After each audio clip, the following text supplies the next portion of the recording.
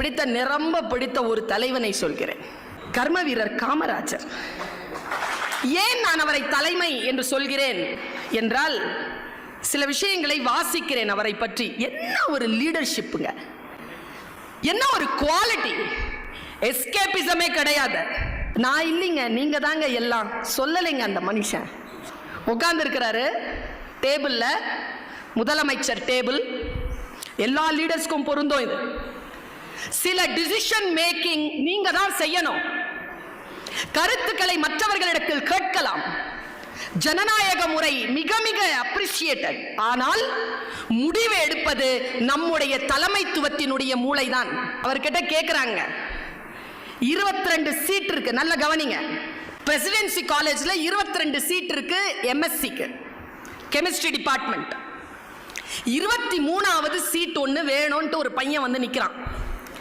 செக்ரட்டரியை கூப்பிடுறாரு. இந்த பையன் நல்ல மார்க் வாங்கியிருக்கான், பிரசிடென்சி காலேஜில் போய் இடம் இருக்கான்னு பாரு. இல்லைங்க, 22 இடம் தான் முடிஞ்சு போச்சு. ஓ அப்படியா, அப்போ அவனை அடுத்த வருஷம் வர சொல்லுங்க. அவன் கெஞ்சுறான். ஒரு வினாடி யோசிச்சுதுங்க அந்த தலைமை. சரி, கெமிஸ்ட்ரினா லெபார்டரி இருக்கும்ல? ஆமாம். கிளாஸ் ரூம் இருக்கும்ல? ஆமாம். கிளாஸ் ரூமில் இருக்கும்போது லெபார்டரி என்ன இருக்கும்? காலியாக இருக்கும். சரி, லெபார்டரிக்கு பிள்ளைகள் வந்துட்டா கிளாஸ் ரூம் காலியாக இருக்கும்.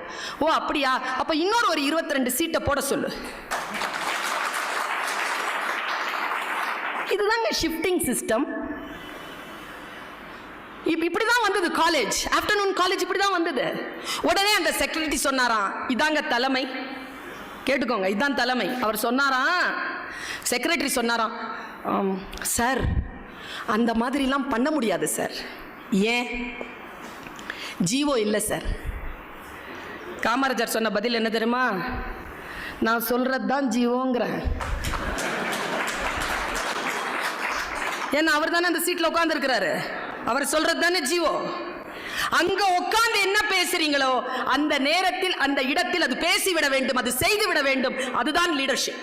எந்த வாய்ப்பு உங்களுக்கு வருகின்ற பொழுது மிக மிக தெளிவாக அதை செய்யக்கூடியவன் மிக சிறப்பான தலைவனாக இருக்கிறான். நான் இன்னைக்கு ஒன்று சொல்றேன், நீங்க எழுதி வச்சுக்கோங்க.